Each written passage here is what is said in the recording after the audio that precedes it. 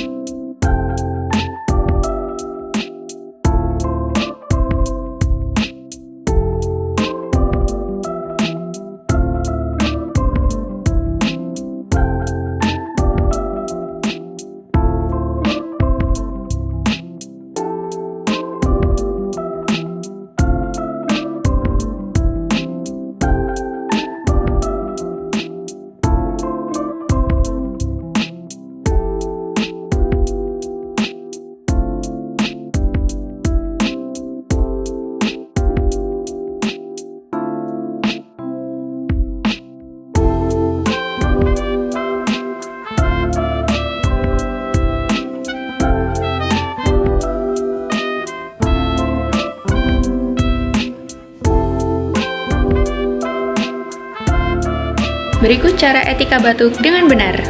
Yang pertama, menggunakan tisu. Tutupi mulut dan hidung dengan tisu. Yang kedua, menggunakan masker.